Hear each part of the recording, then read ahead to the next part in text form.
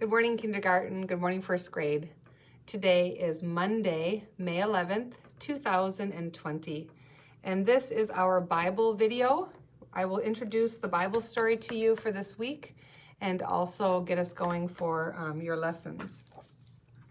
I'm reading from our book, I Can Share the Good News About Jesus. That's our theme for the month of May. We're on a mission.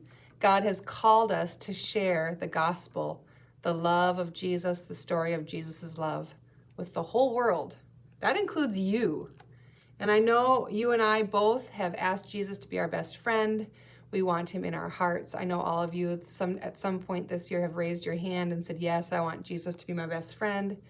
Yes, I want him in my heart, which means you are a follower of Jesus too, which means God has called you to a mission also. It's called the Great Commission in the Bible. It's found in Matthew chapter 28, right at the end of the chapter, at the end of the book of Matthew. God calls us to go and make disciples of all men, baptizing them in the name of the Father, the Son, and the Holy Spirit, and sharing with them the law of God. So I can share the good news about Jesus.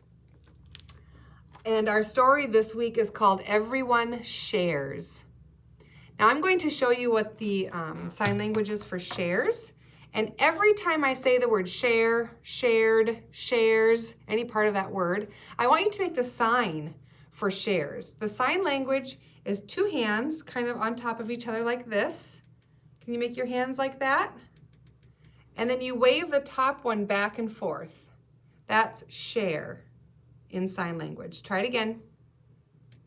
Shares. Share. So I want you to get your hands ready, kind of right in front of you like this. And when I say the word share in the story, I want you to do that with your hand, okay? Be listening, be paying attention, and be ready to make your sign when you hear it. After Pentecost, Jesus' disciples began telling everyone the good news about Jesus, just like he told them to do. Every day, more people heard the good news about Jesus and became part of God's family. These new believers and followers of Jesus became the very first church. During the day, the people who loved Jesus worked hard at their jobs. Some were bakers who baked bread all day. Some were carpenters who were busy sawing, nailing, and building. Others were farmers busy caring for their crops and animals. While some were innkeepers busy caring for tired travelers at an inn. Still others sold perfume to the many people who traveled. But all day long, the believers smiled as they worked because they knew they would be together at night. The people in Jerusalem noticed that there was a difference with these believers. They were happy and smiling and eager to help others. So those followers of Jesus, the very first followers, had Jesus in their hearts, didn't they? And because they were following him and they loved him, they were friends with him, it changed them, didn't it? Even though they were still a baker, they behaved differently. Even though they were still an innkeeper, they were always kind and loving. The closer we are to Jesus and the closer we follow him, the more we become changed in our hearts. And people will notice it, kids. It had been a busy day. They had worked hard, and now they were hungry. In the evening, those who loved Jesus met together at someone's house. Food always seemed to taste better when they ate and shared together. Someone brought some fresh bread. Some brought fruits and vegetables from their gardens. Some may have brought some fish. They all shared what they had, and they were glad to be together to share supper with each other. Their hearts were filled with joy as they ate together. After dinner came the children's favorite time of the evening. After everyone had eaten plenty of good food, they joined together to sing praises to God.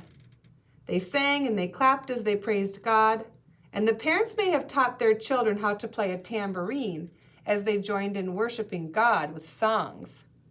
How happy they were to be together and sing about God's unending love.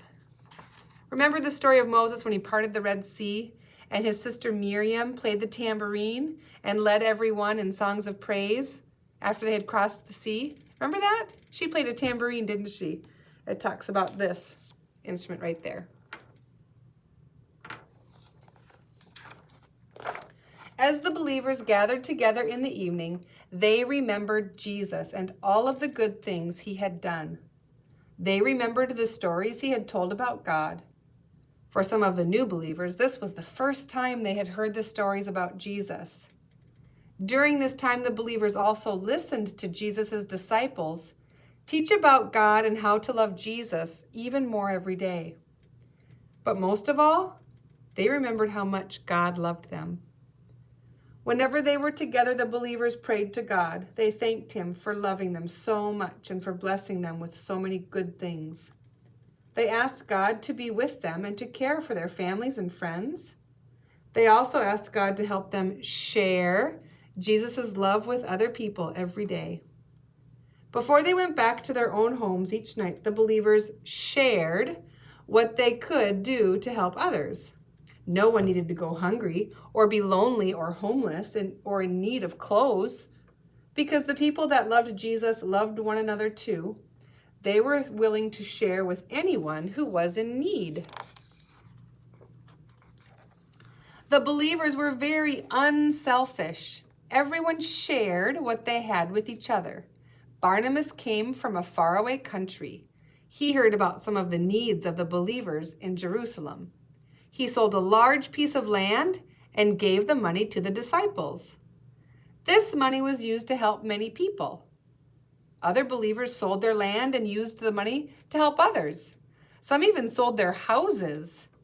Many people were helped because people were willing to share what they had with others in need. The people who loved Jesus and loved others were happy to be together to eat, sing, study, pray, and share. Many other people liked the believers, and when they saw how Jesus' followers loved each other and shared with others, many of them wanted to become followers of Jesus too. Every day, more people believed in Jesus and became a part of his very first church. The believers in the very first church shared what they had with others. That is still part of God's plan for our church today. God tells us, be generous and ready to share. 1 Timothy 6:18. What do you have that you can share with others? What can your family do to share with someone who is in need? What can your class do to share what you have with others? What is your church doing to share with others? Boys and girls, as part of God's church, as part of his family, God has given us a mission. He has asked us to share what we have with others. That can be sharing our money with others, sharing food with others, sharing clothing with others, sharing the good news about Jesus with others, sharing his love with others. There's many things that you can share. And you can share with other people in your own home, with your brothers and sisters, your mom and dad. You can share with your neighbors. You can be that way with people in your community or anywhere you go in town. You can share God's love with them. God has called you to do that as his follower.